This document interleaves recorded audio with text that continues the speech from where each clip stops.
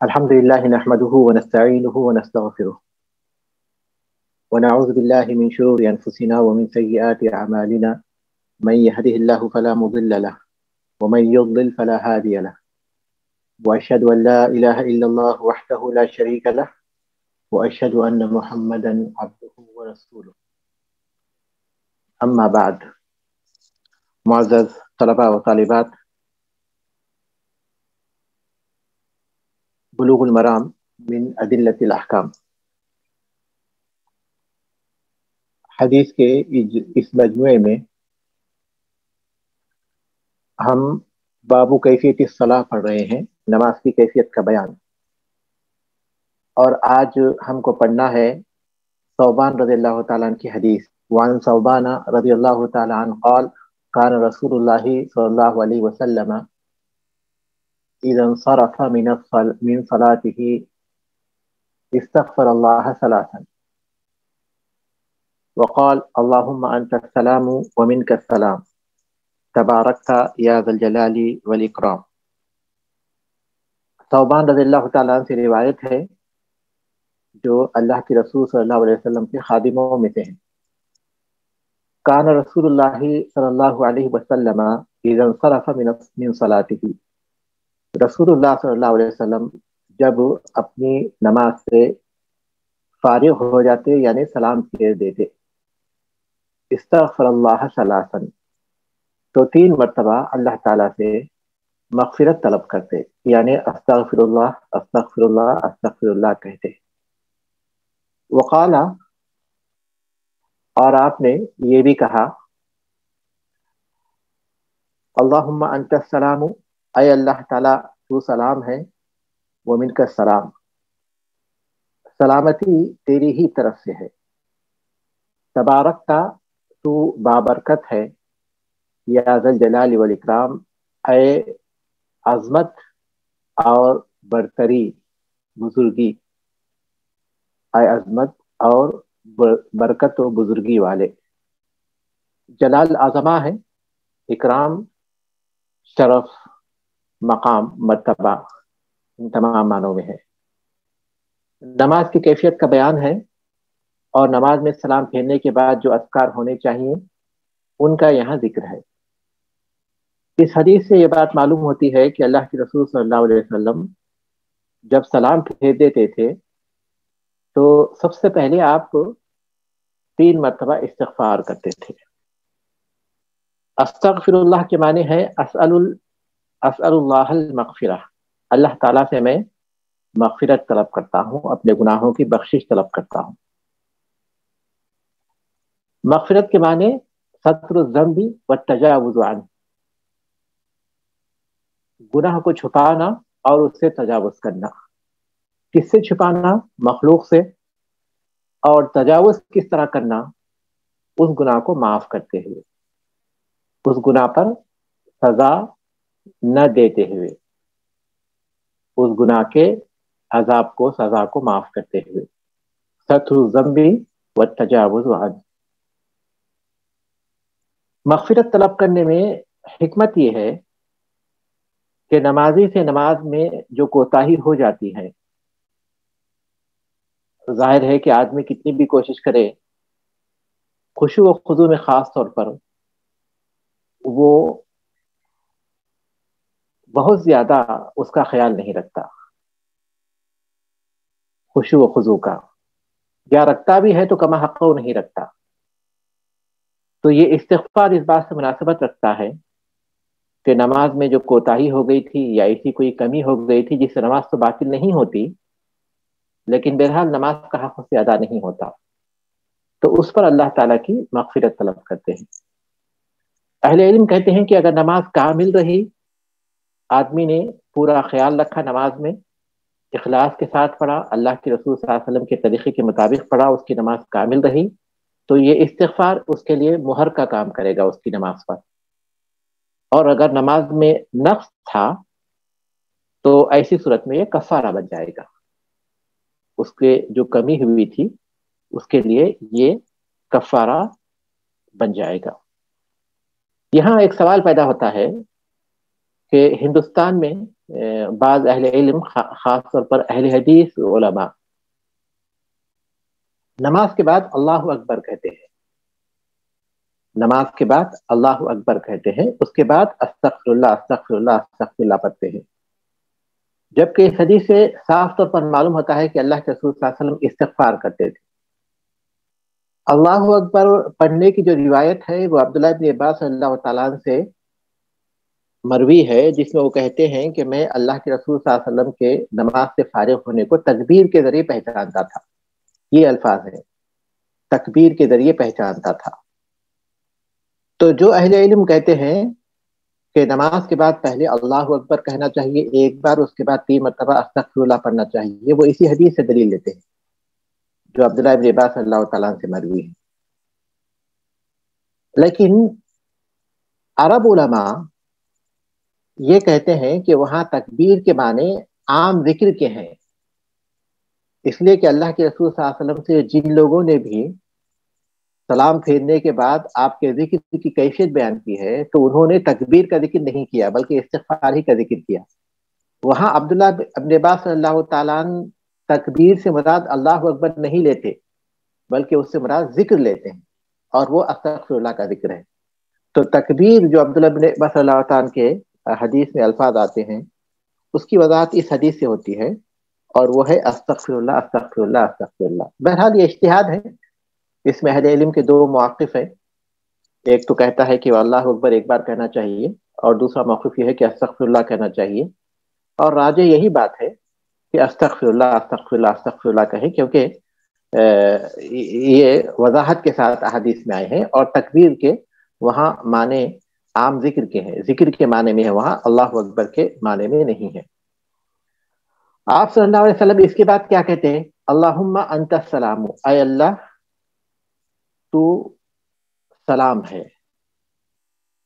سلام کیا ہے؟ السالم من کل نقص و من کل عیب، ہر نقص اور ہر عیب سے سالم ہے، اللہ تعالیٰ ہر نقص سے اور ہر عیب سے سالم ہے۔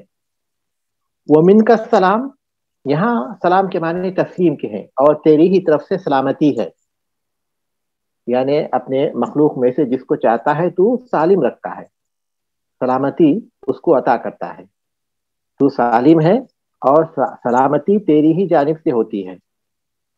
تبارکتا، تو بابرکت ہے، برکت کیا ہے؟ خیر کثیر کا مالک، خیر کثیر کا مالک۔ یا ذا ذل جلالی، ذا یہاں صاحب کے معنی میں ہے، اے جلال والے، عظمت والے، والاکرام اور تکریم والے۔ تکریم والے وہ جو تکریم کا مستحق ہے، یہ معنی میں بھی ہے، اور تکریم والا وہ جو تکریم دیتا ہے لوگوں کو، تکریم دیتا ہے لوگوں کو، اس معنی میں بھی ہے۔ اللہ تبارک تعالیٰ اس اعتبار سے بھی صاحب اکرام ہے کہ وہ اکرام کا مستحق ہے، اور اس لحاظ سے بھی صاحب اکرام ہے کہ وہ تکریم عطا کرتا ہے۔ عائشہ رضی اللہ تعالیٰ عنہ کی حدیث سے معلوم ہوتا ہے کہ اللہ کے رسول صلی اللہ علیہ وسلم اتنی دیر ہی سلام پھیرنے کے بعد قبلے کی طرف رخ کر کے بیٹھا کرتے تھے، اس کے بعد آپ پھر مختلف کی طرف رخ کر لیتے تھے۔ اس سے بات معلوم ہوتی ہے کہ سلام کے بعد کے جو اذکار ہیں اس میں سب سے پہلے یہی ہے، اس کے بعد کے اذکار اس کے بعد ہیں، اس کے بعد کی جو ترتیب ہے جس میں آیت الکرسی بھی ہے، سبحان اللہ، الحمدللہ، اللہ اکبر 33 اور 34 بار اللہ اکبر، یہ بھی ہے، دوسرے بھی ہیں، لیکن ان کی ترتیب کے سلسلے میں کوئی بات واضح نہیں ہے۔ لیکن اس کے بارے میں بالکل واضح ہے کہ سلام پھیرنے کے بعد سب سے پہلے یہ پڑھنا چاہیے، اس کے بعد پھر دوسرے اذکار پڑھنے چاہیے۔ اس کے بعد کی حدیث ہے وعن ابی ہریرہ رضی اللہ عنہ عن رسول اللہ صلی اللہ علیہ وسلم قال، ابو ہریرہ رضی اللہ تعالیٰ عنہ سے روایت ہے، وہ اللہ کے رسول صلی اللہ علیہ وسلم سے روایت کرتے ہیں کہ آپ نے فرمایا من سبح اللہ دبر کل صلاۃ ثلاث و ثلاثین، جس نے اللہ تعالیٰ کی تسبیح بیان کی ہر نماز کے بعد، ہر نماز کے بعد یعنی ہر فرض نماز کے بعد، جیسا کہ دوسری حدیثوں سے واضح ہوتا ہے، ہر نماز کے بعد جس میں اللہ تعالیٰ کی تسبیح بیان کی 33 دفعہ، وہ حمد اللہ ثلاث و ثلاثین، اور اللہ تعالیٰ کی تحمید بیان کی 33 دفعہ، وکبر اللہ ثلاثا وثلاثین، اور اللہ تعالیٰ کی تکبیر بیان کی 33 مرتبہ، تسبیح بیان کی یعنی سبحان اللہ کہا، تحمید بیان کی یعنی الحمدللہ کہا، تکبیر بیان کی یعنی اللہ اکبر کہا۔ فتل کا 99 یہ 99 ہے۔ وقال تمام المئتی، اور 100 کو مکمل کرتے ہوئے اس نے کہا لا الہ الا اللہ، اللہ کے سوا کوئی معبود برحق نہیں، وحدہ لا شریک لہ، وہ اکیلا ہے، اس کا کوئی شریک نہیں، لہ الملک، اسی کی بادشاہت ہے، اسی کی حکومت ہے، ملک اسی ہی کے لیے ہے، وَلَهُ الْحَمْدُ، اور اسی کی تعریف ہے، وَهُوَ عَلَى كُلِّ شَيْءٍ قَدِيرٌ، اور وہ ہر چیز پر قدرت رکھتا ہے، غفرت لہ خطایاہ، اس کے گناہ بخش دیے جاتے ہیں، وَلَوْ كَانَتْ مِثْلَ زَبَدِ الْبَحْرِ، خواہ وہ سمندر کے جھاگ کے برابر ہی کیوں نہ ہو۔ شیخ وہاں پہ لو نہیں ہے، وَإِن كَانَتْ، آپ کے پاس لو ہے؟ دوسری کتاب میرے پاس ہے، وہاں ولو ہے، وَإِن كَانَتْ دوسری روایت کے الفاظ ہیں۔ اچھا ہمارے پاس یہاں جو کھلی ہوئی ہے وَإِن شیخ، كَانَتْ ہے جو نا، میرے پاس جو عربی پرنٹنگ ہے نا، جو یہاں سے خریدی تھی، اس میں یہاں جو ہے وَإِن، وہ بھی، اس میں بھی ولو ہے۔ اچھا صحیح۔ معنی تو ایک ہی ہیں، معنی تو ایک ہی ہیں دونوں تو کے۔ شیخ میں لو کر لوں کاٹ کے یا پھر رہنے دوں اس کو؟ نہیں رہنے دیجیے، کیونکہ روایت دوسرے کئی روایتیں، الگ الگ روایتیں ہیں، الفاظ اگرچہ کہ مختلف ہوں لیکن مانن ایک ہی چیز پر دلالت کرتے ہیں، اور اس کے معنی ہم کرتے ہیں خواہ وہ سمندر کے جھاگ کے برابر ہی کیوں نہ ہو۔ رواہ مسلم، اس حدیث کو امام مسلم رحمہ اللہ نے روایت کیا۔ وفی روایت اخری، اور ایک دوسری روایت میں ہے ان تکبیر 34 کہ تکبیر 34 مرتبہ کہیں گے۔ اس حدیث سے نماز کے بعد کے جو اذکار ہیں ان میں ایک اور ذکر کا ذکر کیا گیا۔ دبر کے بارے میں اس سے پہلے میں نے وضاحت کی تھی اہل علم کے اس قول کی کہ دبر کا جو اطلاق ہے وہ نماز میں سلام پھیرنے سے پہلے جو آخری میں ہوتی ہے اس پر بھی اس کا اطلاق ہوتا ہے۔ سلام پھیرنے سے پہلے نماز کے آخری میں اس پر بھی دبر کا اطلاق ہوتا ہے، اور سلام پھیرنے کے بعد بھی دبر کا اطلاق ہوتا ہے۔ ابن تیمیہ رحمۃ اللہ علیہ اس طرف گئے ہوئے ہیں کہ اگر سلام دبر کے لفظ کے ساتھ اگر دعا کا ذکر ہو تو وہ سلام پھیرنے سے پہلے ہے، اگر دبر کے لفظ کے ساتھ اگر ذکر ہو تو وہ سلام پھیرنے کے بعد ہے۔ اس کے دلائل عمومی دلائل ہیں۔ اللہ تبارک تعالیٰ نے فرمایا کہ فَإِذَا قَضَيْتُمُ الصَّلَاةَ فَاذْكُرُوا اللَّهَ، جب تم نماز پڑھ لو، ختم کر لو تو اللہ کا ذکر کرو۔ تو یہاں ذکر ہے نماز کے بعد، ذکر کرنے کی تعلیم ہے نماز کے بعد۔ اور پھر اس حدیث میں ہے جو اس سے پہلے ہم پڑھ چکے ہیں، ثم ليتخير من الدعاء ما شاء، جو تشہد ہے ان کے بعد اور پھر اللہ کے رسول صلی اللہ علیہ وسلم پر درود پڑھنے کے بعد آپ نے کہا کہ پھر دعا میں سے جس کو چاہے وہ منتخب کرے۔ تو وہاں جو ہے آخری میں جو چیز سکھائی گئی ہے وہ دعا ہے۔ تو یہ عمومی دلائل ہیں۔ آپ نماز سے پہلے کہہ رہے ہیں، مطلب سلام سے پہلے کہہ رہے ہیں اور سلام کے بعد؟ اچھا، دونوں۔ اگر وہ دعا ہے تو وہ سلام پھیرنے سے پہلے کہنا چاہیے، اور اگر وہ ذکر ہے تو دبر کے معنی سلام پھیرنے کے بعد کے لیں گے۔ اگر وہ ذکر ہے تو دبر کے معنی ہم وہاں سلام پھیرنے کے بعد سمجھیں گے، اور اگر وہ دعا ہے تو اسے سلام پھیرنے سے پہلے سمجھیں گے۔ ایک بات تو یہ ہوئی، اور دوسری بات یہ ہے کہ جو ذکر یہاں بتایا گیا ہے یہ تسبیح فاطمہ کے نام سے معروف ہے، جو سوتے وقت کہتے ہیں، اور وہی تسبیح پھر یہاں فرض نماز کے بعد سکھائی گئی ہے، اور وہ ہے 33 مرتبہ سبحان اللہ، 33 مرتبہ الحمدللہ، ایک روایت کے مطابق 34 مرتبہ اللہ اکبر، یہ پورے 100 ہو جائیں گے، اور ایک روایت کے مطابق 33 مرتبہ سبحان اللہ، 33 مرتبہ اللہ اکبر، 33 مرتبہ الحمدللہ، اور ایک دفعہ کلمہ توحید، یہ کلمہ جو یہاں ذکر ہے، لا الہ الا اللہ وحدہ لا شریک لہ لہ الملک ولہ الحمد وہو علی کل شیء قدیر۔ تسبیح کیا ہے؟ سبحان اللہ ہے۔ سبحان اللہ، اللہ تبارک تعالیٰ کی پاکی، کس چیز سے پاکی؟ ہر عیب سے، ہر نقص سے، اللہ تبارک تعالیٰ کی پاکی۔ اللہ تبارک تعالیٰ ہر نقص سے پاک ہے، ہر عیب سے پاک ہے، اللہ تعالیٰ پاک ہے. یہ تسبیح میں یہ بات پائی جاتی ہے. اور تحمید کیا ہے؟ تحمید کیا ہے؟ الحمدللہ. الحمدللہ یعنی اللہ تعالیٰ تعریف کا سزاوار ہے، تعریف کا مستحق ہے. ہر قسم کی تعریف اللہ تبارک تعالیٰ ہی کے لیے ہے. اللہ کی تعریف اللہ تعالیٰ کے بلند صفات کی وجہ سے، اللہ تبارک تعالیٰ کی تعریف اللہ تبارک تعالیٰ کے احسانات کی وجہ سے، ہر لحاظ سے وہ تعریف کا مستحق ہے. تسبیح میں صفات نقص کی، نقص اور عیب سے اللہ تبارک تعالیٰ کی پاکی ذکر کی جاتی ہے، اور تحمید میں صفات کمال سے اللہ تعالیٰ کے متصف ہونے کا ذکر کیا جاتا ہے. تسبیح میں ایک طرف ہم ہر قسم کے جو عیب ہے اس سے اللہ تعالیٰ کی پاکی بیان کرتے ہیں تسبیح میں، اور تحمید میں ہر قسم کے جو کمال کے اوصاف ہیں اللہ تبارک تعالیٰ کو اس سے متصف کہتے ہیں. یہ دونوں چیزیں جب مکمل ہوتی ہیں، یہ دونوں چیزیں ملتی ہیں، تو پھر یہ دونوں چیزیں مکمل ہوتی ہیں. اسی لیے اکثر جگہوں پر ہم دیکھ رہے ہیں کہ جس نے اللہ تعالیٰ کی تسبیح کے ساتھ تحمید بیان کی، اس کا ذکر آتا ہے، کیونکہ ایک طرف نقص سے اللہ تبارک تعالیٰ کی نفی، اور پھر کمال کی صفات کمال سے اللہ تبارک تعالیٰ کا اثبات، صفات کمال کا اللہ تعالیٰ کے لیے اثبات. یہ دونوں چیزیں ہیں. اور تکبیر میں کیا ہے؟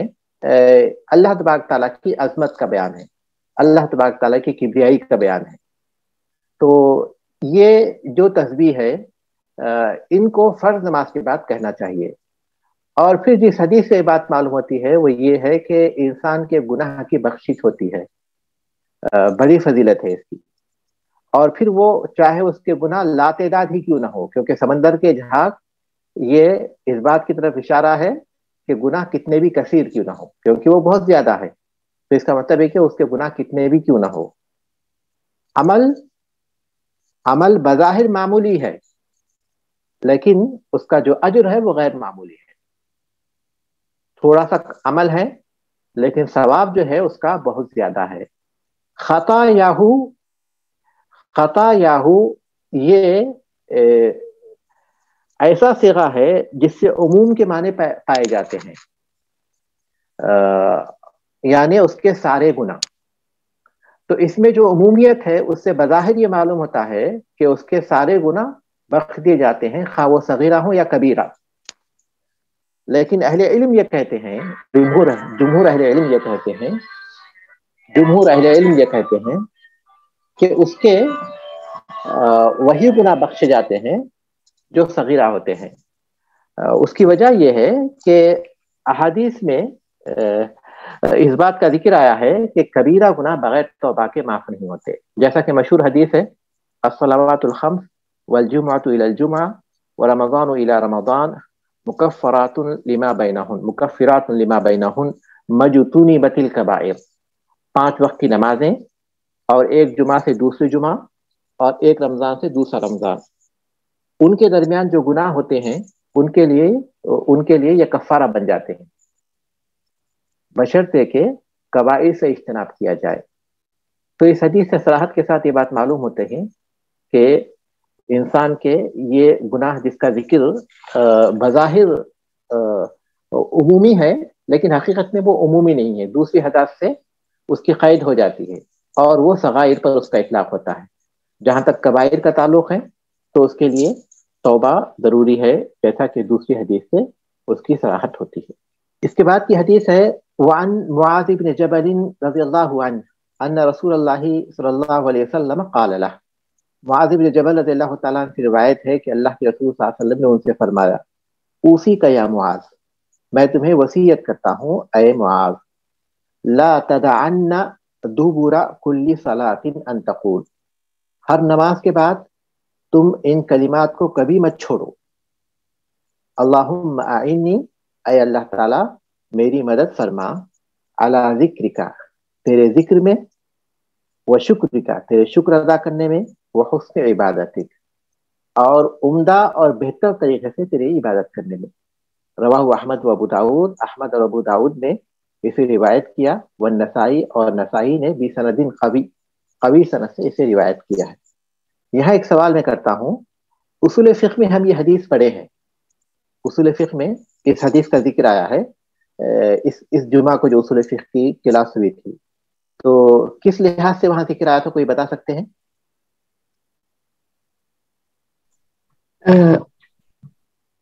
یعنی یہاں پہ لا کا صیغہ ہے لا تدان، لیکن یہاں پہ منع نہیں کیا گیا بلکہ تاکید کے لیے ہے۔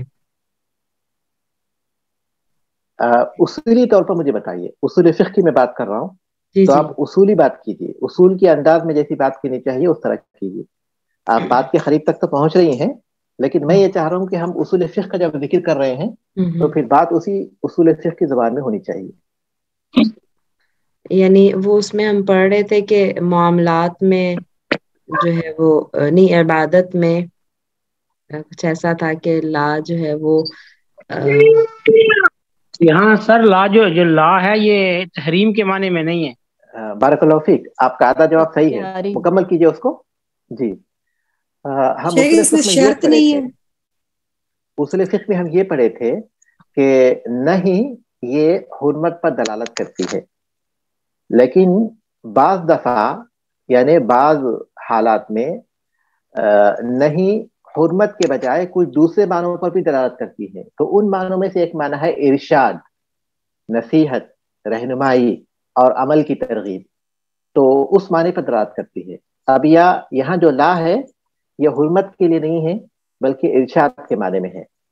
ہر نہیں حرمت کے معنی میں نہیں ہوتی، بلکہ بعض دفعہ وہ اپنے اصلی معنی سے دوسرے معنی کی طرف نکلتی ہے، اصلی معنی کے علاوہ دوسرے معنی پر دلالت کرتی ہے۔ تو اس میں سے ایک معنی مؤلف رحمۃ اللہ علیہ اس بات کا ذکر کیا تھا کہ اس میں سے ایک معنی ہوتے ہیں ارشاد کے، تو اس کی دلیل میں انہوں نے یہ حدیث پیش کی کہ اس حدیث میں یہ جو الفاظ ہیں یہ حرمت کے نہیں ہیں بلکہ ارشاد کے ہیں، تو اس لیے اس کو اگر کوئی شخص چھوڑتا ہے تو گویا وہ کوئی حرام کا ارتکاب نہیں کرتا لیکن ایک خیر سے محروم رہتا ہے۔ ٹھیک ہے، اب دیکھیے یہ الفاظ ہیں، یہ اللہ کے رسول صلی اللہ علیہ وسلم کی خیر خواہی کی دلیل ہے، یہ بات ہو گئی۔ اب دوسری بات یہ کہ یہ اللہ کے رسول صلی اللہ علیہ وسلم کی خیر خواہی کی دلیل ہے کہ آپ نے امت کو کوئی چیز نہیں چھوڑی جو خیر کی ہو، مگر یہ کہ آپ نے امت کو اس کی نصیحت کر دی، اور کوئی چیز نہیں چھوڑی جو شر کی ہو مگر یہ کہ آپ نے امت کو اس سے متنبع کر دیا۔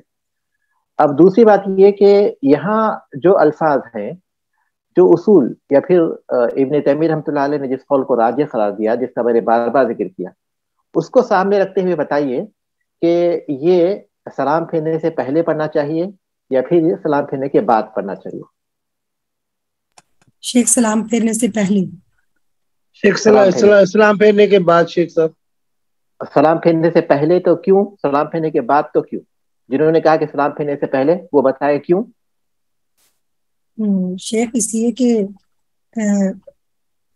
یہاں پہ آپ نے جو دوبر کا وہ بتایا ہے، دوبر کا قاعدہ جو بتایا ہے کہ اس کا اطلاق جو ہے کہ جہاں پہ ذکر ہوگا، جہاں پہ مطلب دعا ہوگی، جہاں پہ دعائیہ کلمات ہوں گے تو وہاں پہ سلام سے پہلے ہوگا، اور جہاں پہ مطلب ذکر ہوگا وہاں پہ سلام کے بعد ہوگا۔ جی ہاں، اب شیخ مجھے بتانا نہیں آ رہا لیکن مجھے السلام علیکم شیخ، یہ لیکن یہ حدیث بھی تو ہے کہ اللہ کے نبی صلی اللہ علیہ وسلم نے فرمایا کہ جب آپ یعنی ہر نماز کے بعد یہ مطلب ذکر، شیخ حدیث کا پوچھ ہی نہیں رہے، شیخ قاعدہ پوچھ رہے ہیں دوبر کا۔ نہیں، میں اسی سے اب جنہوں نے کہا کہ یہاں دبور سے مراد سلام پھیرنے کے بعد ہے، وہ بتائیں کیوں؟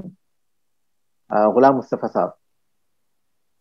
شیخ صاحب میں تو ہر روز یہی پڑھتا ہوں، تو مساجد میں بھی یہی ذکر اذکار میں بھی میری نظروں کے سامنے بھی وہی ہوتی ہے۔ ہاں جی صحیح ہے، لیکن میں نے آپ کو کہا تھا کہ ایک اصول ابن تیمیہ رحمۃ اللہ علیہ نے جو ذکر کیا تھا اس کی روشنی میں بتائیے، اپنے عمل کی روشنی میں نہیں، اس اصول کی روشنی میں۔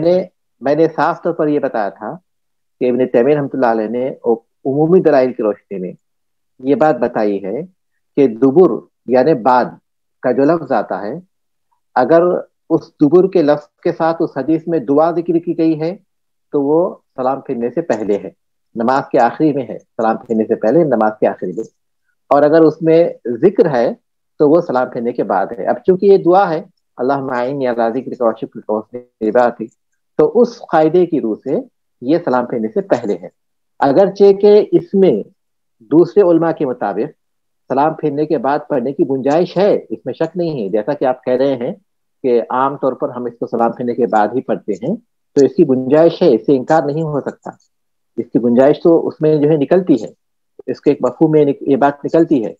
لیکن ابن تیمیہ رحمۃ اللہ علیہ نے جو قاعدہ بتایا وہ جو ہے عمومی دلائل کے قریب ہے۔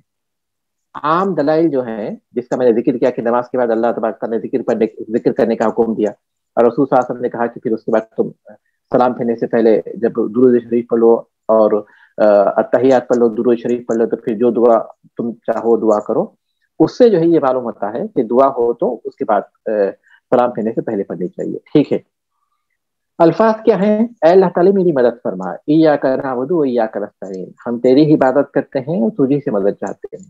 ہم اللہ تعالیٰ کے محتاج ہیں، خاص طور پر اللہ تعالیٰ کے ذکر کے لیے۔ لا حول ولا قوت الا باللہ، اس کے یہی معنی ہے کہ ہم ایک حالت سے دوسری حالت کی طرف، گناہ سے نیکی کی طرف، گناہ سے نیکی کی طرف، اور غفلت سے احساس کی طرف، بیداری کی طرف، اور دوری سے اللہ تعالیٰ کی قربت کی طرف ہم نہیں پھیر سکتے مگر اللہ ہی کی قوت سے، اللہ کی قوت سے۔ یہ بہت ہی اہم معنی ہے، ہمیشہ ایاک نعبد و ایاک نستعین کو ہمارے سامنے رکھنا چاہیے، ایاک نعبد و ایاک نستعین کو اپنے سامنے رکھنا چاہیے، اسی سے عبادت میں کمال پیدا ہوتا ہے، دونوں چیزیں ہوں، اللہ ہی کی عبادت کرنا، اللہ ہی سے مدد چاہنا۔ نماز پڑھتے وقت جب ہم تکبیر کہتے ہیں تو اس وقت جب نیت کرتے ہیں کہ فلاں نماز ہم پڑھ رہے ہیں، تو اس میں اپنے ذہن میں اس بات کو تازہ کرنا کہ یہ جو نماز ہے، یہ جو فلاں نماز ہے، ظہر کی 4 رکعت جو فرض ہم پڑھ رہے ہیں، اپنے دل میں ہم سوچ رہے ہیں کہ ظہر کی 4 رکعت فرض پڑھ رہے ہیں، تو اپنے دل میں صرف یہ خیال نہ کریں کہ اللہ ہی کے لیے پڑھ رہے ہیں، یہ خیال تو کرنا ہے۔ 3 چیزوں کی نیت وہاں ہم کو ذہن میں رکھنا ہے، ایک یہ کہ ہم ظہر کی 4 رکعت پڑھ رہے ہیں، ظہر کی 4 رکعت فرض پڑھ رہے ہیں، یہ پہلی چیز ہو گئی، اور دوسری چیز کس کے لیے پڑھ رہے ہیں؟ اللہ کے لیے پڑھ رہے ہیں، اپنے دل میں اس بات کا خیال پیدا کرنا، اس کو اخلاص کہتے ہیں، ایاک نعبد کے معنی ہیں۔ اور تیسری جو چیز ہے وہ یہ کہ اللہ کی مدد ہی سے پڑھ رہے ہیں، اللہ کی توفیق سے پڑھ رہے ہیں، یہ ایاک نستعین کے معنی یہاں مکمل ہوتے ہیں۔ جب یہ تینوں چیزیں ہمارے ذہن میں پیدا ہوتی ہے نا، تو پھر وہ عبادت کامل ہوتی ہے۔ تو اس کا ہم کو خیال رکھنا چاہیے، اللہ کی مدد کا جو ہے احساس ہمارے دل میں ہمیشہ تازہ رہنا چاہیے۔ کس چیز پر؟ 3 عظیم چیزوں پر، 3 عظیم چیزوں کے بارے میں اللہ تعالیٰ کی مدد طلب کرے، 3 عظیم چیزوں کے بارے میں، اللہ کے ذکر پر، فاذکرونی اذکرکم، تو مجھے یاد کرو میں تمہیں یاد کروں گا، تم میرا ذکر کرو میں تمہارا ذکر کروں گا۔ اللہ تبارک تعالیٰ کا ذکر اپنی زبان سے بھی اور اپنے دل سے بھی، اور اللہ تعالیٰ کا شکر اپنے دل سے، اپنی زبان سے اور اپنے عمل سے۔ اللہ کا شکر اپنے دل سے بھی اور اپنی زبان سے بھی اور اپنے عمل سے بھی، اور اللہ تبارک تعالیٰ کی اچھی طرح عبادت کرنے پر اللہ کی مدد ہم چاہتے ہیں۔ اللہ کی عبادت کا ذکر نہیں ہے بلکہ اچھی طرح، لیبلوکم ایکم احسن عملا، اللہ تعالیٰ نے موت اور زندگی اس لیے بنائی کہ یہ آزمائے کہ تم میں کون سب سے اچھا عمل کرتا ہے، سب سے زیادہ عمل کرتا ہے، یہ نہیں تم میں کون صرف عمل کرتا ہے، یہ نہیں، بلکہ تم میں کون سب سے اچھا عمل کرتا ہے۔ تو عبادت اصل نہیں ہے بلکہ حسن عبادت اصل ہے۔ حسن عبادت کیسے ہو سکتی ہے؟ عبادت کا حسن کیسے ہو سکتا ہے؟ اس کے 2 طریقے ہیں، اخلاص کہ وہ عمل اللہ ہی کے لیے ہو، اور دوسرا اللہ کے رسول صلی اللہ علیہ وسلم کی مطابقت، آپ کی سنت کے مطابق ہو۔ یہ جس قدر ہمارے عمل میں موجود ہوگا اس قدر عمل میں حسن پیدا ہوگا۔ تو اللہ تبارک تعالیٰ کی ہم توفیق طلب کرتے ہیں ان عظیم ترین چیزوں کے لیے۔ اس کے بعد کی حدیث ہے، آج کوشش کریں گے کہ ہم لوگ یہ باب ختم کر دیں۔ عن ابی امامہ رضی اللہ تعالی عنہ قال قال رسول اللہ صلی اللہ علیہ وسلم، ابو امامہ رضی اللہ تعالیٰ عنہ سے روایت ہے، کہتے ہیں کہ اللہ کے رسول صلی اللہ علیہ وسلم نے فرمایا، من قرأ آیت الکرسی دبر کل صلاۃ مکتوبۃ، جس نے ہر فرض نماز کے بعد آیت الکرسی پڑھی لم یمنعہ من دخول الجنت الا الموت، تو جنت میں داخل ہونے سے کوئی چیز اسے نہیں منع کرتی، نہیں روکتی سوائے موت کے۔ رواہ النسائی، نسائی نے اسے روایت کیا، وصححہ ابن حبان، ابن حبان نے اسے صحیح قرار دیا۔ وزاد فیہ شیخ الطبرانی، یہاں پہ ذکر ہوا نا، کیونکہ یہاں پہ تو دعا ہے ہی نہیں۔ ہاں، وزاد فیہ الطبرانی، اور طبرانی نے اس کا اضافہ کیا، وقل هو اللہ احد، اور پھر قل هو اللہ احد بھی پڑھتے تھے۔ دوسرے حدیث میں تینوں قل کا ذکر آتا ہے، قل هو اللہ احد بھی، قل اعوذ بفلق بھی، قل اعوذ بالناس بھی، ٹھیک ہے۔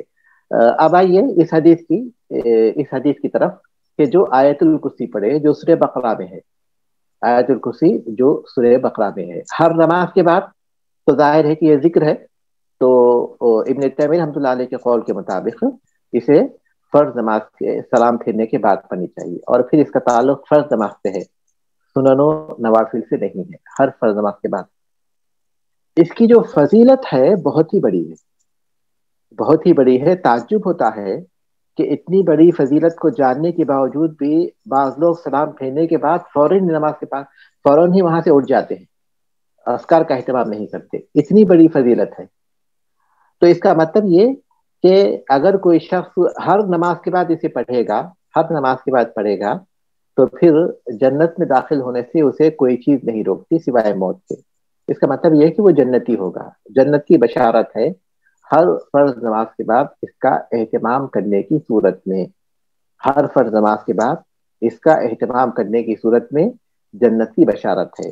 یہ بڑی فضیلت ہے، یہ آیت الکرسی بڑی عظیم آیت ہے، قرآن مجید کی سب سے افضل آیت ہے، سب سے افضل اور سب سے عظیم آیت ہے۔ اس میں 10 جملے ہیں اور اللہ تبارک تعالیٰ کی وحدانیت، اس کی قدرت، اس کی عظمت کی وضاحت کرتے ہیں۔ اللہ تبارک تعالیٰ کے تعارف کے لیے، اللہ تبارک تعالیٰ کی معرفت کے لیے یہ بہت ہی بہترین آیت ہے۔ اس کے ہر جملے پر ہمیں غور کرنا چاہیے اور اس کا احساس اپنے دلوں میں ہمیشہ تازہ رکھنا چاہیے۔ یہاں یہ بات آپ یاد رکھیے کہ یہ جو فضیلت ہے کیا ہر پڑھنے والے کو حاصل ہو جائے گی، یا اس کے کچھ اصول و ضوابط بھی ہوں گے؟ تو ظاہر ہے کہ آپ یہ اصول یاد رکھیے، ولا یتم الحکم حتی تجتمع کل الشروط والموانع ترتفع۔ ابن سعدی، عبد الرحمن السعدی رحمۃ اللہ علیہ کہتے ہیں ولا یتم الحکم حتی تجتمع، کوئی حکم اس وقت تک مکمل نہیں ہوتا جب تک کہ اس میں جمع نہ ہو جائے۔ کیا جمع نہ ہو جائے؟ کل الشروطی، تمام شرطیں، اس حکم کے لیے، اس چیز کے لیے جن چیزوں کی شرط لگائی گئی ہو وہ شرطیں جب تک مکمل نہ ہوں گی، والموانع ترتفع، اور موانع دور ہوں، تب وہ حکم ثابت ہو جائے گا۔ اب یہاں جنت میں دخول کا یہ جو حکم ہے یہ ثابت ہے بلا شبہ، لیکن کس کے لیے؟ جو ان شرطوں کو مکمل کر لیں، جن شرطوں کو مکمل کر لیں اور پھر وہ موانع کو دور کر دے۔ اگر کوئی شخص قبروں کے پاس جاتا ہے، اگر کوئی شخص جو قبروں کے پاس، صاحب قبر کے پاس جاتا ہے، ان سے استغاثہ کرتا ہے، ان کو رکوع اور سجدہ کرتا ہے، ان سے مدد مانگتا ہے، پھر مسجد میں آ کر 5 وقت کی نمازیں پڑھتا ہے، اس کے بعد پھر وہ ہر نماز کے بعد آیت الکرسی پڑھتا ہے، تو کیا اس کو یہ بشارت حاصل ہوگی؟ یہ بشارت اسے حاصل نہیں ہوگی۔ کیوں؟ کیونکہ اس کے پاس ایک معنی ہے، ایک معنی ہے، اور وہ ہے شرک۔ تو کوئی بھی حکم اسی وقت مکمل ہوتا ہے جبکہ اس کے شروط کو پورا کیا جائے اور اس کے موانع کو ہٹا دیا جائے، اس کے موانع کو دور کر دیا جائے۔ تو یہ بات ہمیشہ ہمیں ذہن میں رکھنی چاہیے کہ یہ جو عام الفاظ آتے ہیں اس میں یہ باتیں پائی جاتی ہیں کہ اس میں جب وہ مکمل چیز سامنے آئے گی تو پھر وہ فضیلت حاصل ہوگی۔ اس کے بعد کی حدیث ہے وعن مالک بن الحویرث رضی اللہ عنہ قال، مالک بن حویرث رضی اللہ تعالیٰ عنہ سے روایت ہے، کہتے ہیں قال رسول اللہ صلی اللہ علیہ وسلم، رسول اللہ صلی اللہ علیہ وسلم نے فرمایا صلو کما رأیتمونی اصلی، تم نماز اسی طرح پڑھو جس طرح تم نے مجھے پڑھتے ہوئے دیکھا ہے۔ رواہ البخاری، یہ حدیث صحیح بخاری میں ہے۔ مالک بن حویرث رضی اللہ تعالیٰ عنہ آخری دور میں تبوک سے پہلے اللہ کے رسول صلی اللہ علیہ وسلم کے پاس پہنچے تھے، تو نماز کا رسول اکرم صلی اللہ علیہ وسلم نے ان کو طریقہ سکھایا تھا، اور پھر اس کے بعد یہ بات بھی ان کو بیان کی تھی۔ 20 دن رہے تھے اللہ کے رسول صلی اللہ علیہ وسلم کے ساتھ، رسول اللہ صلی اللہ علیہ وسلم کی نماز کی پوری کیفیت انہوں نے اپنی آنکھوں سے دیکھی تھی۔ تو یہ جو الفاظ ہیں بہت ہی اہم ہیں۔ صلو، تم پڑھو، کما رأیتمونی اصلی، جیسے تم نے مجھے نماز پڑھتے ہوئے دیکھا ہے۔ صحابہ نے دیکھا، اور رسول اللہ صلی اللہ علیہ وسلم نے خود اپنی نماز کی کیفیت بہت سی احادیث میں بیان کی، اور صحابہ نے جو کچھ بھی دیکھا اس کو ہم تک پہنچایا۔ تو آج ہمارے سامنے اللہ کے رسول صلی اللہ علیہ وسلم کی نماز کی کیفیت بالکل ویسے موجود ہے جیسے آپ نے پڑھی تھی، جیسے آپ نے نماز پڑھی تھی ویسی کیفیت آج ہمارے پاس پوری طرح محفوظ ہے۔ تو گویا اس طریقے سے ہم نماز پڑھتے ہیں، تو ویسی نماز پڑھتے ہیں جیسے کہ رسول اللہ صلی اللہ علیہ وسلم کی نماز ہوا کرتی تھی۔ اس حدیث سے بظاہر معلوم ہوتا ہے کہ نماز میں جتنی بھی چیزیں ہیں، جو اقوال ہیں، جو افعال ہیں، اقوال افعال تمام چیزوں میں رسول اللہ صلی اللہ علیہ وسلم کا جو طریقہ تھا نماز کا، اس طریقے کو فالو کرنا چاہیے۔ اور ہر چیز جو آپ نے کی ہے بظاہر معلوم ہوتا ہے کہ وہ واجب ہے۔ اس حدیث کے ظاہر سے معلوم ہوتا ہے کہ بظاہر جتنی بھی چیزیں آپ نے نماز میں کی یا آپ نے نماز میں کہیں، وہ ساری کی ساری واجب ہیں، چاہے وہ سبحانک اللہم و بحمدک ہی کیوں نہ ہو، بظاہر معلوم ہوتا ہے۔ لیکن دوسری جو حدیث آئی ہیں، خاص طور پر المسیء للصلاۃ، وہ شخص جو نماز کو جو ہے غلط طریقے سے پڑھ رہا تھا، پھر آپ صلی اللہ علیہ وسلم نے اس کو نماز کا طریقہ سکھایا۔ اس حدیث کی روشنی میں اور دیگر احادیث کی روشنی میں اہل علم نے نماز کے ارکان، اس کے واجب، اس کے سنن، ان چیزوں کو واضح کیا۔ تو آسانی کے لیے، یہ صرف آسانی کے لیے، اس حدیث کے ظاہر سے معلوم ہو رہا ہے کہ نماز کے چاہے وہ ارکان ہوں، چاہے واجبات ہوں، چاہے سنن ہوں، سارے کے سارے پورے کرنا ضروری ہے۔ لیکن دیگر احادیث کی روشنی میں علماء نے اس بات کی وضاحت کی لوگوں کی آسانی کے لیے کہ نماز میں کچھ چیزیں ارکان ہیں، ان کے بغیر نماز نہیں ہوتی، نماز میں کچھ چیزیں واجب ہیں، اگر بھولے سے انسان جو ہے ان کو چھوڑتا ہے تو سجدے سہو کے ذریعے اس کی کمی پوری ہو سکتی ہے، لیکن عمدن چھوڑتا ہے تو نماز نہیں ہوتی۔ کچھ سنن ہیں، ان کو اگر چھوڑتا ہے تو ثواب میں کمی ہوتی ہے، لیکن نماز ہو جاتی ہے۔ لیکن رسول اللہ صلی اللہ علیہ وسلم کی نماز کی کیفیت جیسی تھی ویسے نماز پڑھنا، اس کا مطلب یہ کہ ہم پوری طرح ہر عمل کو اللہ کے رسول صلی اللہ علیہ وسلم کے عمل کے مطابق بنائیں گے تو ہماری نماز آپ کی نماز کی طرح ہوگی۔ اور ہر شخص اس بات کا پابند ہے، ہر شخص اس بات کا پابند ہے کہ نماز اس طرح پڑھے جیسے کہ اللہ کے رسول صلی اللہ علیہ وسلم نے پڑھا ہے، جیسے کیونکہ آپ نے حکم دیا ہے، آپ نے اس کی تاکید کی ہے، آپ نے اس کی ترغیب دی ہے، آپ نے اس کی تعلیم دی ہے۔ اور یہ ہمیں معلوم کیسے ہوگا؟ یہ تعلیم سے معلوم ہوگا، علم سے معلوم ہوگا۔ لہذا رسول اللہ صلی اللہ علیہ وسلم کے نماز کی کیفیت یہ سیکھنا ضروری ہے، یہ سیکھنا ضروری ہے۔ اور پھر یہ ان چیزوں میں سے ہے، نماز کا طریقہ سیکھنا یہ ان چیزوں میں سے ہے جن کا علم ہر مسلمان پر فرض عین ہے، ہر مسلمان مرد و عورت پر فرض عین ہے، کیونکہ یہ ہر ایک پر واجب ہے، ہر ایک پر فرض ہے۔ جب یہ ہر ایک پر فرض ہے تو اس کا سیکھنا بھی ہر ایک کے لیے ضروری ہے۔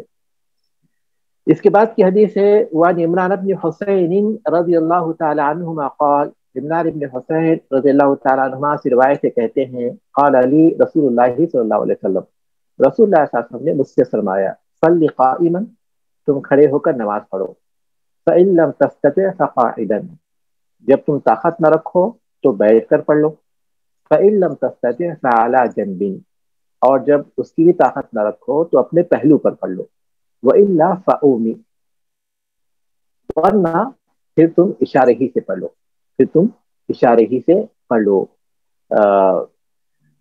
یہ حدیث عمران بن حسین رضی اللہ تعالیٰ نے روایت کی ہے، جن کے بارے میں آتا ہے کہ ان کو بواسیر کی بیماری تھی جس سے انہیں کافی تکلیف ہوتی تھی۔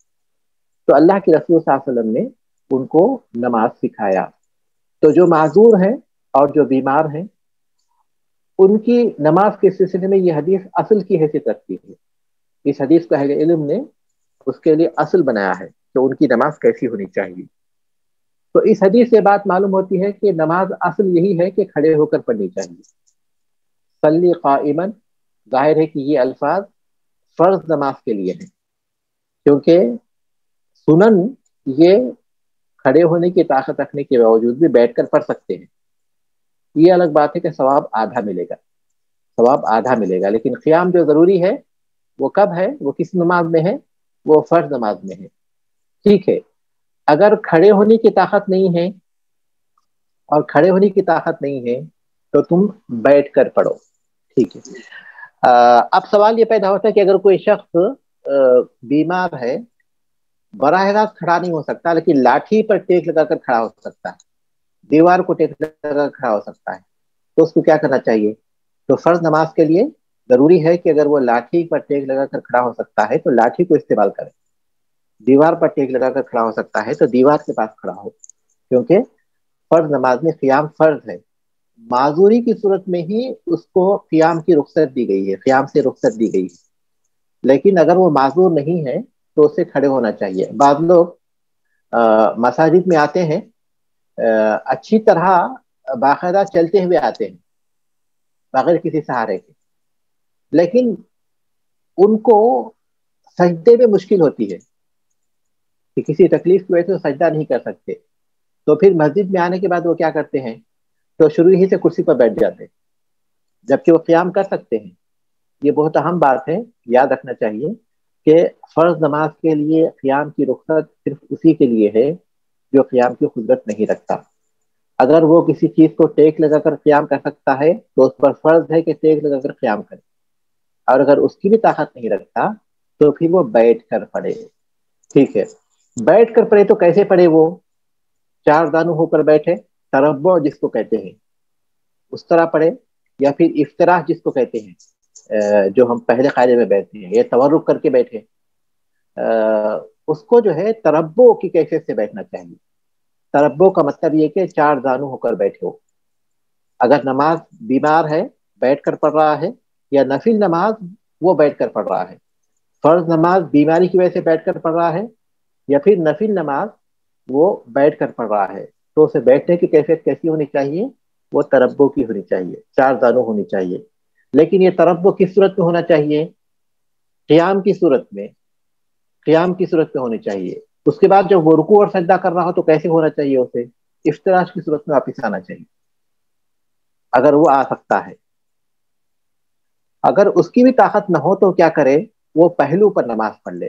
کس پہلو پر نماز پڑھے اس کی وضاحت نہیں ہے حدیث میں، تو اس کا مطلب ہے کہ وہ دائیں پہلو پر بھی پڑھ سکتا ہے اور پھر بائیں پہلو پر بھی پڑھ سکتا ہے، کوئی حرج کی بات نہیں ہے. لیکن چونکہ عمومی دلائل اس بات کی طرف اشارہ کرتے ہیں کہ دایاں پہلو افضل ہے، تو اس لیے دائیں پہلو پر اگر وہ پڑھ سکتا ہے تو اسی کو ترجیح دے. اگر نہیں کر سکتا تو پھر بائیں پہلو پر پڑھ لے. لیکن تخصیص کی کوئی وجہ تو نہیں ہے، لیکن عام دلائل کی روشنی میں ہم یہ کہہ سکتے ہیں. اور اگر وہ پہلو پر بھی نہیں پڑھ سکتا تو سیدھے لیٹ کر جیسے لیٹتا ہے، قبلے کی طرف اپنا رخ کرے، اپنے پیر قبلے کی طرف کرے، اور جیسے وہ سیدھا لیٹا ہوتا ہے ویسے بھی پڑھ لے. اگر ویسے بھی نہیں پڑھ سکتا تو جیسے بھی پڑھ سکتا ہے پڑھ لے. اس سے بات معلوم ہوتی ہے کہ نماز معاف نہیں کی گئی، البتہ اس کی کیفیت میں بہت رخصت دی گئی، ضرورت کے مطابق، حاجت کے مطابق اس کی کیفیت میں رخصت دی گئی، لیکن نماز معاف نہیں کی گئی. اور اگر یہ سب نہیں کر سکتا تو پھر اشارے سے نماز پڑھے. وہ جو ہے بیٹھ کر بھی نہیں پڑھ سکتا، لیٹ کر بھی نہیں پڑھ سکتا، تمام چیزیں اس کے پاس اس قدر بیمار ہے، تو ایسی صورت میں صرف اشارے ہی سے پڑھ لے تو وہ خود بھی اس کے لیے کافی ہو جائے گا. تو اس سے بات واضح ہوتی ہے کہ نماز کی بہت زیادہ اہمیت ہے. اور پھر دوسری بات یہ کہ شیخ تربو کیسے لکھتے ہیں؟ مطلب تیز ہی ہے؟ تا را با عین. اس سے پہلے تربو والی حدیث گزر چکی ہے ہمارے پاس. اچھا. تربو تا را با عین. شیخ صاحب وہ ایک سوال پوچھنا تھا، جب میں آفس میں ہوتا ہوں نا، پینٹ پہنی ہوتی ہے تو میں کرسی پر نماز پڑھتا ہوں، وہ ذرا اٹھنے میں تکلیف ہوتی ہے، تو لیکن اگر سوپ وغیرہ پہنا یا شلوار بھی تو اس میں تو میں قیام کر لیتا ہوں، تو کیا یہ میرا عمل ٹھیک ہے؟ بالکل صحیح نہیں، بالکل غلط ہے عمل یہ. آپ قیام کر سکتے ہیں تو آپ کو وہ کپڑے پہننا چاہیے جس میں آپ قیام کر سکتے ہیں فرض نماز کے لیے. اگر آپ قیام کر سکتے ہیں لیکن کپڑوں کی مجبوری کی وجہ سے آپ قیام نہیں کر پا رہے ہیں تو یہ تو فرض نماز میں بالکل ہی جائز نہیں ہے، کیونکہ آپ ایک رکن کر سکتے ہیں، تو آپ کو چاہیے کہ وہ کپڑے پہنے جس میں آپ قیام کر سکتے ہیں. یہ کوئی رخصت نہیں ہے. آفس میں مشکل ہے نا، آفس میں تو یونیفارم ہوتا ہے نا ہمارے پاس. ہاں تو اس یونیفارم کو اس قابل بنایا آپ کو کہ اس میں آپ قیام کر سکیں، کیونکہ قیام آپ کے لیے فرض ہے. نہیں تو آپ پھر نماز اس وقت پڑھیں جبکہ آپ گھر پر آ جاتے ہوں، اگر فرض نماز کا وقت باقی رہتا ہے، کیونکہ آپ ایک رکن کو جو ہے چھوڑ کر نماز پڑھیں گے جبکہ وہ رکن آپ کی طاقت میں ہے، تو کیسے وہ رخصت تو ان کے لیے ہے جو قیام نہیں کر سکتے. آپ کے پاس رخصت کی کوئی وجہ نہیں ہے. جہاں تک کپڑوں کا مسئلہ ہے تو اس کا آپ کوئی حل نکالیے، اس کا کوئی حل نکالیے، کیونکہ یہ فرض نماز میں قیام فرض ہے. وقوموا للہ قانتین، قیام ارکان میں سے ہے، قیام ارکان میں سے ہے، اور رکن بغیر عذر کے معاف نہیں ہوتا. اور عذر وہ ہے جس میں انسان کے لیے ممکن نہیں ہے وہ چیز، جیسے بیمار ہے لیکن یہ کپڑوں کا جہاں تک معاملہ ہے اس کو آپ ڈھیلے ڈھالے کپڑے جیسے بھی کر سکتے ہیں، جتنا آپ کے قیام کے لیے ضروری ہے اتنا کرنا فرض ہے. تو بہرحال یہ حدیث اس کے بعد کی میرے خیال سے اس بات کی آخری حدیث ہے غالباً. ہاں اس بات کی آخری حدیث ہے، اس کو ہم لوگ پڑھ لیں گے. تو شیخ صاحب ایک سوال میں پوچھ سکتی ہوں؟ مطلب جیسے ابھی منر بھائی نے سوال کیا، اسی طرح اگر جیسے نماز پڑھتے ہیں ہم فرض، اور ٹانگوں میں تکلیف ہے، لیکن وہ تکلیف ایسی نہیں ہے کہ ہم بالکل معذور ہیں، ایسی ہے کہ ہم اٹھ کے اپنے گھر کے کام بھی کرتے ہیں اور مطلب کوشش کر کے ہم مطلب کر لیتے ہیں ہمت، لیکن اب نماز کے ٹائم پہ 2 آپ نے رکعت پڑھ لی ہیں کھڑے ہو کے، لیکن اب بعد کی 2 رکعت ہمت نہیں ہو رہی تو ہم بیٹھ کے ادا کرتے ہیں، تو کیا یہ مطلب ہمارے اس اجر کو کم کریں گی یا یہ جائز ہی نہیں ہے ہمارے لیے؟ اگر کھڑے ہونے کی طاقت اس کے بعد نہیں رہی 2 رکعت کے بعد تو پھر وہ عمل صحیح ہے، اس میں اجر میں کوئی کمی نہیں ہوگی. اجر کی کمی کا جو معاملہ ہے وہ صرف نفل میں آئے گا. فرض نماز میں یا تو نماز صحیح ہوگی یا پھر یہ کہ نماز باطل ہو جائے گی. فرض نماز میں یا تو نماز صحیح ہو جائے گی اگر واقعی وہ عذر ہے اور کھڑے ہونے کی طاقت نہیں رہی، لیکن اگر کھڑے ہونے کی طاقت تھی، بس تھوڑی سی تکلیف ہوتی تھی لیکن وہ کھڑے ہو سکتے تھے، تو اس کے باوجود بھی ایسی تکلیف جو کہ ان کے لیے قابل برداشت تھی، اس کے باوجود بھی اگر وہ بیٹھ جاتے ہیں تو ایسی صورت میں اجر کا معاملہ نہیں ہے بلکہ وہ نماز نہیں ہوگی. تو کھڑے ہو کر پڑھنا ضروری ہے اگر کھڑے ہونے کی طاقت ہے. ایسی مشقت جو کہ ناقابل برداشت ہو وہ عذر ہے بلا شبہ. ایسی مشقت جو ناقابل برداشت ہو اسی کو ضرورت کہتے ہیں. اور وہ لیکن شیخ صاحب جیسے ابھی آپ نے بتایا کہ ٹیک لگا کے، اب جیسے سر میں چکر آ رہے ہیں یا شدید سر میں درد ہے، ٹانگوں میں ہمیں لگ رہا ہے کہ ہمارا بیلنس آؤٹ ہو سکتا ہے، تو اس کنڈیشن میں بھی ہمیں پھر مطلب کوشش ہی کرنی کھڑے ہو کے رکھے؟ نہیں، آپ یہ بات یاد رکھیے، وہ تکلیف جو کہ برداشت نہیں کی جا سکتی یہ معیار ہے. تو یہ وہ چیزیں ہیں جس میں بیلنس آؤٹ ہو سکتا ہے، بس ہم کو اندیشہ ہے چکر آ رہے ہیں تو ظاہر ہے کہ ناقابل برداشت تکلیف ہے، تو ایسی صورت میں کوئی حرج نہیں کہ وہ بیٹھ کر پڑے. لیکن شیخ اگر کوئی کچن میں کام کھڑے ہو کے کر رہا ہو اور بعد میں نماز کے دوران تھکاوٹ میں اس کو چکر آ جاتے ہیں یا ایسی حالت ہوتی ہے تو شیخ پھر تو جائز نہیں ہوگا، کیونکہ سارے کام تو ہم کھڑے ہو کے کرتے ہیں، کہ اگر ہماری کیفیت ایسی ہو اور اگر کوئی چکر ایسے آ رہے ہیں کہ جو اٹھنے ہی نہیں دے رہے، کچن یا کسی جگہ تک جانے نہیں دے رہے، تو شیخ دونوں باتوں میں فرق ہوتا نا؟ ضروری تو نہیں ہے یہ، کیونکہ بعض لوگ جو ہے ہو سکتا کچھ طاقت ان کے پاس ہوتی ہے، پھر اس کے بعد کچھ کام کے بعد وہ بیمار ہو جاتے ہیں، تو ایسی صورت میں ان کو چاہیے کہ تھوڑا سا ریسٹ لے کر تھوڑا آرام کر کے پھر نماز پڑھیں، یہ بہتر ہے. دیکھیے یہ ہر وہ چیز جو کہ رکن ہے اس کے لیے جتنے بھی طریقے ہیں ہم اس رکن کو پورا کرنے کے لیے کر سکتے ہیں وہ اختیار کرنا چاہیے. جتنے بھی ذرائع اختیار کر سکتے ہیں ان کو اختیار کرنا چاہیے. یا تو پکوان سے پہلے پڑھ لیں اگر نماز کا وقت شروع ہو چکا ہے تو، یا پھر پکوان کے بعد کچھ دیر آرام کر کے پڑھیں اگر ان کے لیے ممکن ہے وہ چیز، نماز کا وقت باقی رہتا ہے اور ان کے لیے وہ ممکن ہے. اور اگر وہ بھی نہیں ہو سکتا ہے تو پھر اس کے بعد ہی ان کو نماز پڑھنا ضروری ہے.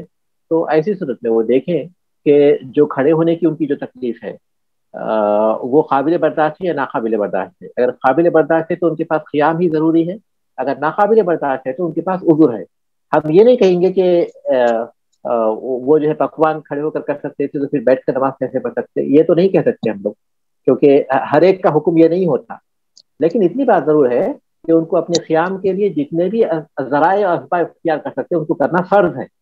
ان کو کرنا فرض ہے کیونکہ قیام فرض ہے. یہ ڈیپینڈ کرتا ہے ہماری کوشش پہ، ہم مطلب اپنی طرف سے پوری کوشش کریں، اگر وہ نہیں کر پاتے تو پھر ہم بیٹھ سکتے ہیں. یہی ہے نا شیخ صاحب. بتائیں اصل میں نا یہ ہوتا ہے کہ ہمیں لگتا ہے کہ شاید ہم بہت ہمت کریں تو ہم کھڑے ہو کے کر سکتے ہیں، تو لیکن اب وہی تھوڑا سا معیار نہیں سمجھ آ رہا کہ کہاں تک ہمت کی جا سکتی ہے. تو اس پہ مجھے ہو رہا تھا کہ نہیں ایسا تو نہیں نماز ہماری پھر اس کنڈیشن میں مطلب ناقبول ہو اللہ تعالیٰ کے ہاں. تو اس پہ میں تھوڑا سا آپ سے جی جی برداشت کی حد تک، برداشت کی حد تک. اللہ تعالیٰ بس ہمت دے. اس کے بعد کی حدیث ہے وعن جابر رضی اللہ عنہ ان النبی صلی اللہ علیہ وسلم قال لمریض صلی علی وسادۃ. جابر رضی اللہ تعالیٰ عنہ سے روایت ہے کہ نبی کریم صلی اللہ علیہ وسلم نے ایک بیمار سے کہا جس نے تکیے پر نماز پڑھی، تکیہ رکھ کر اس پر نماز پڑھی. فرما بہا، آپ نے اسے پھینک دیا. وقال، اور آپ نے فرمایا صلی علی الارض ان استطعت، تم زمین پر نماز پڑھو اگر اس کی طاقت رکھتے ہو. وإلا فأوم ایماء، ورنہ تم اشارہ کر کے نماز پڑھ لو. وجعل سجودک اخفض من رکوعک، اور اپنے سجدے کو رکوع سے ذرا نیچے کیا کرو. رواہ البیہقی بسند قوی، بیہقی نے اسے قوی سند کے ساتھ روایت کیا ہے. ولكن صحح ابو حاتم وقفہ، لیکن ابو حاتم نے اس کے موقوف ہونے کو صحیح قرار دیا، یعنی جابر رضی اللہ تعالیٰ عنہ کے قول ہونے کو صحیح قرار دیا. یہ جو حدیث ہے وہ مریض کے نماز کی مزید کیفیت کو بیان کرتی ہے. اسلام بالکل سادہ دین ہے، بالکل فطری دین ہے. اللہ تبارک تعالیٰ نے ایسی تعلیمات دی ہیں جو ہماری فطرت کے مطابق ہے اور ہماری ضرورتوں کے مطابق ہے. اس میں کسی قسم کی کوئی تکلف نہیں ہے. آدمی اگر سجدہ کرنے کی طاقت نہیں رکھتا تو اسے سامنے کوئی کرسی رکھ کر، کوئی ٹیبل رکھ کر، کوئی تکیہ رکھ کر اپنی پیشانی کو اس پر رکھنے کی کوشش کرنا، یہ نماز کے بتائے ہوئے طریقے کے خلاف ہے. اس کو بس اتنا کرنا ہے کہ اگر وہ کر سکتا ہے سجدہ تو براہ راست سجدہ کرے، اور اگر سجدہ نہیں کر سکتا تو پھر کسی اور چیز پر سجدہ نہ کرے بلکہ وہ اشارہ کرے. اشارہ کیسا ہوگا؟ جھکنے کے ذریعے اشارہ ہوگا. جھکنے کے ذریعے اشارہ ہوگا. جھکنے کا اشارہ کس کے ذریعے ہوگا؟ رکوع کے لیے بھی ہوگا. کس کے لیے ہوگا؟ رکوع کے لیے بھی ہوگا اور سجدے کے لیے ہوگا. لیکن دونوں میں فرق یہ ہوگا کہ رکوع میں جتنا جھکے گا سجدے میں اس سے تھوڑا سا زیادہ جھکے گا. یہ اس کے لیے کافی ہے، یہ اس کے لیے کافی ہے. تو اس کا مطلب یہ ہوا کہ مریض کے لیے بیٹھ کر نماز پڑھنا یہ جائز ہے اگر وہ کھڑے ہو کر نہیں پڑھ سکتا. اور پھر یہ کہ اگر وہ دوسرے ارکان بھی نہیں کر سکتا، جیسے کہ رکوع نہیں کر سکتا، سجدہ نہیں کر سکتا، تو بھی اس کے لیے رخصت ہے. وہ اشارے کر سکتا ہے اور وہ اشارے سے نماز پڑھ سکتا ہے. اشارے میں رکوع اور سجدے میں فرق کرے، جیسے وہ جو ہے رکوع کے لیے جتنا جھکتا ہے سجدے کے لیے اس سے زیادہ جھکے، یہ اس کے لیے کافی ہو جائے گا. شیخ صاحب ایک سوال اور، مطلب جیسے ہم ٹھیک ٹھاک ہیں الحمدللہ، ہم نماز پڑھتے ہیں، لیکن ہم سفر پہ ہیں یا ہم کہیں باہر نکلے گاڑی میں. اب مرد حضرات کے لیے تو مسجد ہے یا وہ کہیں بھی باہر مطلب نماز پڑھ سکتے ہیں، اور ہماری بھی نماز کا ٹائم ہے، ہمارے پاس ایسی کوئی جگہ نہیں ہے جس سے کہ ہم اتر کے نماز پڑھ سکیں. تو پھر اس کنڈیشن میں کیا ہم گاڑی میں تو ظاہر بیٹھے بیٹھے اشارے سے پڑھی جائے گی، تو کیا اس طرح صحیح ہے یا پھر ہمیں نماز کو لیٹ کر دینا چاہیے، مطلب جب گھر آئیں واپس تو تب پڑھے؟ جی شیخ صاحب میری آواز آئی شیخ صاحب؟ جی آپ کی آواز آئی، سوال بھی واضح ہے، میں سوال سمجھ گیا. جی جی اس میں دو باتیں ہیں. پہلی بات تو یہ ہے کہ جہاں تک سنت اور نفل نماز کا تعلق ہے تو وہ گاڑی میں پڑھ سکتے ہیں، کوئی حرج کی بات نہیں ہے، اشارے سے پڑھ سکتے ہیں. اللہ کے رسول صلی اللہ علیہ وسلم سفر میں سنت نماز آپ اپنی سواری پر پڑھتے تھے، سواری پر پڑھتے تھے، اور رکوع اور سجدہ اشارے سے کرتے تھے. تو اس میں کوئی حرج کی بات نہیں. لیکن فرض نماز اس کے لیے ارکان ہیں اور وہ ارکان پورے کرنا ضروری ہے. تو اب ان کے پاس دو باتیں ہیں. پہلی بات تو یہ کہ اگر وہ اپنے گھر نماز کے وقت سے پہلے پہنچ سکتے ہیں تو ان کو چاہیے کہ گھر پہنچ کر ہی نماز پڑھیں. گھر اگر نماز کے وقت سے پہلے پہنچتے ہیں تو گھر پہنچ کر ہی نماز پڑھیں.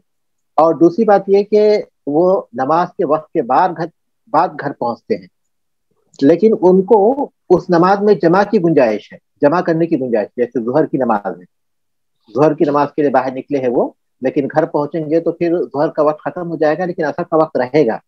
تو ایسی صورت میں جمع کی نیت کر لیں اور گھر پہنچنے کے بعد ظہر عصر ایک ساتھ پڑھیں. اگر مغرب کی نماز ہے تو بھی وہ اس طرح کر سکتے ہیں. لیکن ظاہر ہے کہ فجر کی نماز میں وہ اس طرح نہیں کر سکتے.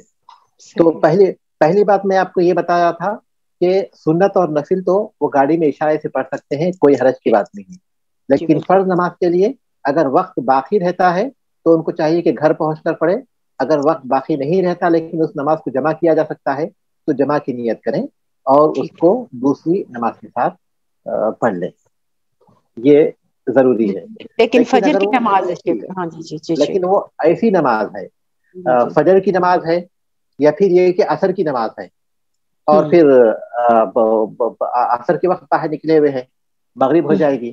اگر وہ ایسی نماز ہے تو ایسی صورت میں ان کو گاڑی میں پڑھنا جائز ہوگا, اور اس صورت میں جتنا وہ پورا کر سکتے ہیں, اگر باہر نکلنا ممکن ہی نہیں ہے تو جتنا وہ کر سکتے ہیں, جتنی ارکان کو جس قدر وہ ادا کر سکتے ہیں ادا کریں گے. لیکن یہ تیسری صورت ہے, جب دونوں صورتیں ان کے لیے ممکن نہیں رہیں تو پھر تیسری صورت یہ ہوگی کہ وہ اپنی گاڑی ہی میں نماز پڑھ لیں, جتنا ارکان کو کر سکتے ہیں کریں. بارک اللہ فیک, جزاک اللہ خیر. شیخ صاحب ایک چھوٹا سا اور کوشچن کہ تیمم, اب پتہ ہے تیمم کے لیے شرط ہے کہ آپ کے پاس اتنی دور تک پانی نہ ہو. اب ایسی کنڈیشن ہے کہ ہم کہیں سے پانی بھی نہیں حاصل کر سکتے وضو کرنے کے لیے, اور ہماری نماز بھی لیٹ ہو جائے گی, اور ہمیں پتہ ہے کہ آس پاس پانی ہے لیکن ہم کہیں رسائی نہیں ہے ہماری, تو اس کنڈیشن میں ہم تیمم کریں گے, صحیح ہوگا؟ تیمم یہ پانی کا بدل ہے. جی پانی انسان نہ پائے اور پانی اس کے لیے پانی اس کو جو ہے فراہم نہ ہوتا ہو, تو ایسی صورت میں ان کو تیمم کے لیے پانی تلاش کرنا چاہیے, آس پاس پانی تلاش کرنا چاہیے, کیونکہ پانی ہی اصل ہے. ان کو پانی تلاش کرنا چاہیے. آس پاس نہیں ملتا, پانی نہیں مل رہا ہے آس پاس, اور قریب میں ملنے کا امکان بھی نہیں ہے, تو ایسی صورت میں تیمم کر کے نماز پڑھ سکتے ہیں. لیکن اگر وہ پانی خرید سکتے ہیں یا پانی مل سکتا ہے, اور اگر تھوڑی دور پر جائیں گے تو وہاں مل جائے گا اور نماز کا وقت ابھی باقی رہے گا, تو ایسی صورت میں یہی چیز متعین ہے ان کے لیے کہ وہ وہاں جائیں اور وہاں جانے کے بعد پھر وضو کریں اور اس کے بعد ہی نماز پڑھیں, کیونکہ تیمم بدل ہے, اصل نہیں ہے, اصل پانی ہے. تو جب پانی کو حاصل کرنے کے سارے راستے ختم ہوتے ہیں تب پھر تیمم کی باری آتی ہے. جی بالکل ایسے ہی نا کہ پتہ ہے کہ آس پاس سے مل جائے گا کوشش کر کے, لیکن ہمارے پاس ذریعہ نہیں ہے ایسا, اور پھر ہمیں مطلب نماز بھی ہماری لیٹ ہو رہی ہے, تو اس کنڈیشن کے لیے میں نے پوچھا کہ اس وقت پھر کیا کریں, ہم تیمم کریں اور نماز پڑھ لیں؟ ہاں, پانی اگر حاصل کرنا ممکن نہیں ہے تو پھر اس کا بدل تیمم ہے. جی جزاک اللہ خیر. شیخ صاحب ایسے بھی تو ہو سکتا ہے ہمارے پاس پانی اتنا ہے کہ وہ بس پینے کے لیے ہے, اس سے اگر ہم وضو وغیرہ کریں گے تو ختم ہو جائے گا, تو اس صورت میں پھر کیا کریں؟ کیونکہ باہر صحرا میں کبھی ایسا ہوتا ہے نا کہ ہمارے پاس اتنا زیادہ پانی نہیں کہ ہم لوگ وضو کر سکیں, لیکن اتنا پانی ہے کہ ہم پی سکیں یا گزارا کر سکیں, تو اس صورت میں پھر ہمیں کیا کرنا چاہیے؟ ہاں, یہ چیز صحرا ہی میں پیش آ سکتی, ایسی کوئی ضرورت جو ہے سفر میں صحرا میں ہی پیش آ سکتی. بالکل یہی سوال اللہ کے رسول صلی اللہ علیہ وسلم سے صحابی نے کیا تھا, صحابی نے یہی سوال کیا تھا اللہ کے رسول صلی اللہ علیہ وسلم سے. تو ایسی صورت میں کوئی حرج کی بات نہیں ہے, ان کے لیے وہ تیمم کر سکتے ہیں, کیونکہ پانی ان کے پینے کے لیے, تو ان کے لیے ان کی وضو کے لیے وہ چیز وہ پانی ان کے وضو کے لیے کافی نہیں ہوگا. تو ایسی صورت میں ان کے لیے جائز ہے کہ وہ پانی اپنے پینے کے لیے محفوظ رکھیں اور پھر تیمم کر کے نماز پڑھیں. لیکن ظاہر ہے کہ یہ چیز جو ہے اس میں قیام کی حالت میں تو پیش آنا ممکن نہیں ہے, سفر ہی میں پیش آ سکتی ہے صحرا وغیرہ کی حالت میں. شیخ صاحب اگر نماز کھڑی ہو چکی ہے اور وضو خانہ بند ہے اور پاس کے بقالے سے پانی خرید کے لانے میں اگر نماز چھوٹ جائے تو اس حالت میں چھوڑ دینی چاہیے نماز, کہ تیمم کر کے پڑھ سکتے ہیں؟ نہیں, اگر پانی آپ کو معلوم ہے کہ خرید کے لایا جا سکتا ہے تو آپ کو جو ہے یہ وضو شرط ہے نماز کے لیے, تو اس کو مقدم کریں گے. تو بھلے ہی آپ کو تاخیر ہو جائے لیکن آپ کو جو ہے پانی خرید کر لانا پڑے گا. لیکن اگر پانی ملے گا نہیں ملے گا یہ آپ کو معلوم نہیں ہے تو اس صورت میں ٹھیک ہے, آپ تیمم کر کے پڑھ لے سکتے ہیں. لیکن آپ کو یقین ہے کہ وہاں پانی ہے, لا سکتے ہیں, لیکن اس میں تاخیر ہو جائے گی, تو ایسی صورت میں آپ پانی لا کر وضو کر کے نماز پڑھیں, بھلے ہی آپ کے لیے جو وقت نکل جائے. یا گاڑی میں پہلے سے پانی رکھ لیں, یہ بھی ہو سکتا ہے. جتنے ذرائع ہم اختیار کر سکتے اتنے اختیار کرنا چاہیے, کیونکہ عبادت کے لیے وہ شرط ہے, عبادت کے لیے وہی پانی ہی اصل ہے. جب سارے ذرائع ختم ہو جاتے ہیں تب پھر تیمم کی باری آتی ہے. تو یہاں ہم لوگ رک جاتے ہیں انشاءاللہ. سبحانک اللہم و بحمدک اشہد ان لا الہ الا انت استغفرک و اتوب الیک.